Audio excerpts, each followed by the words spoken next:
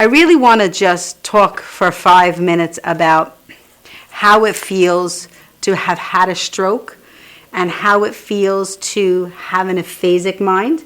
An aphasia is when you can't communicate, and you have trouble talking, and you have problems thinking, and sometimes you see things and you don't know what it is. And I remember that when I had my stroke, I was in rehabilitation for speech, and I remember I wrote this in my book, looking at the word "the boy ran," and honestly, in my world, I believe I was a spirit looking down at myself because I was looking at it and didn't understand what it was. I honestly couldn't. Could you imagine? Just put yourself in my place for 1 second. Put yourself in someone's place who had everything going on in their lives. They were happy, they were wonderful, they were living life, they were enjoying themselves, they were going to work or going on vacation, and all of a sudden, out of the blue, with no warning, thank you, Bobby, no warning, you experience a stroke. And I say experience a stroke because stroke is the #1 leading cause of disability in the world. I think it's the world, or I know it's in the United States. And that's why we have our telethon held on March 20th, 2016, from 2 p.m. to 8 p.m. on Madhouse TV. And the beneficiaries this year will be the American Stroke Association, oh my God, I'm having a moment. The Head Injury Association out of Long Island, and of course my foundation. And we really want to support those. So let's go back. Think about putting yourself in our place where everything is shattered. Everything is all over the place. And I look at it like a glass that falls on the ground and it's all over the place. You have to pick those pieces up and you have to defragment our brains. And I was blessed, as I said in my book, to have everybody in my life, my family, my friends. You know, I have angels that come into my life. I believe that people come into your life if you recognize them as angels teaching you what you need to learn. And in Dominic Cordelessa really was an angel in my life who understood how to defragment someone's brain. And he honestly, I don't think he knew the powers he had. He is in his life, he believed in supporting people, to help people to be successful in what they wanted to be.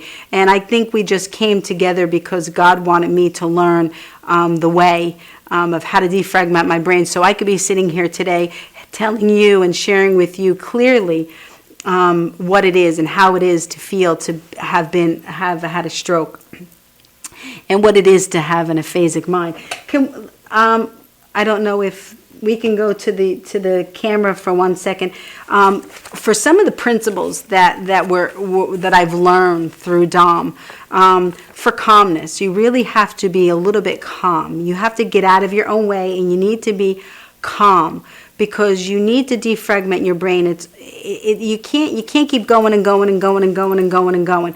But that's a really hard place to get to. That's a really hard place to get to when you've had a stroke, because you have this fear in your brain that something is going to happen. It's a trigger. It's a fear in your brain.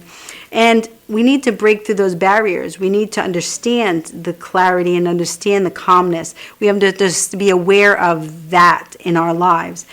Communication and discussion. You know, Dom would sit down with me every day. You know, I worked at Wanakee Reserve, and he would come in my office, and he'd sit there. You know, he did it with everybody. Everybody in the office, he would sit and he'd see how they're doing for the day. But with me, it was bigger in my world, because he gave me principles that I had to learn to. And one of the biggest things that I remember he taught me was, he would say to me, he'd make me do the work. He didn't do the work. He made me do the work. He would say to me, well, think about it, and I'll come back tomorrow and we'll talk about it. So me being me, I'm like, I got to figure this out. And if the next day I didn't have it done, it didn't matter. Well, that's okay. No problem.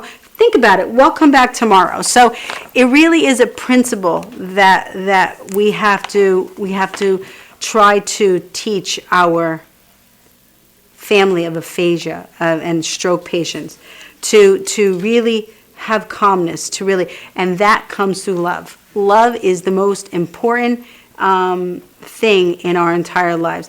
When you get a chance, Vicki, could you put the love photo up? Okay. And then let it go and keep trying. That's what I just said. He said, don't worry about it. We'll try it tomorrow. Trusting yourself. That's a hard lesson because we don't even trust in ourselves. We have to trust in ourselves. There we go. Love is the key. Love is the most important key because we all need love in our lives, and we need to be secure for the trust to love one another. You could put the other one up. This is I actually, a few years ago, I started to write a book, and I told you about it before, to get out of my own way. And I'm using part of Dom's, his words in that he wrote from Above All Else. He wrote this little short description, Above All Else. But it's motivational, inspirational presentation, experience a connection, and the principles which lead to the ultimate achieving your dreams. And my dream was to kind of defragment my brain and become whole. I didn't feel whole, and that's really important. Could you put the next slide up? Two different worlds, corporate and spiritual, because he was a corporate gentleman. And we came together through the mutual understanding that doing it right achieves God's goals. You could put the next one up. That's a repeat. It was my fault. This is it. Think about it. This is what I told you before. Think about it, and we'll get to it next time. This is something else I had mentioned to you. Do your own work. As much as we love that person and we want to do things for them, we have to teach them the ways to do it themselves. Once again, it's really important. You got to have tough love. You can't do things. You can't. I think saying baby them is the wrong terminology, but you have to help them to get strong again. So it really is very important. Rest and take care of yourself. That's really, really important. I have to rest a lot. I have to take care of myself.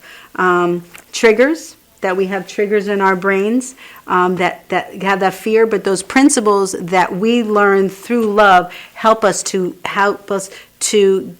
conquer those triggers that come to us. We need full attention on how we're feeling. That's really important. And then full support around us. So I just really wanted to share with you some of the things that I will be touching on within the next, year or whatever. Or if you would like me to keynote speaker, if you'd love to contact me, I would love to share with you more. But I really wanted to begin the process and to tell you how it feels and what you all need to think, because it's a whole different world for you. All you caretakers, it really is a different world for you as well as that person. And I will share one last thing. I was just at a support group.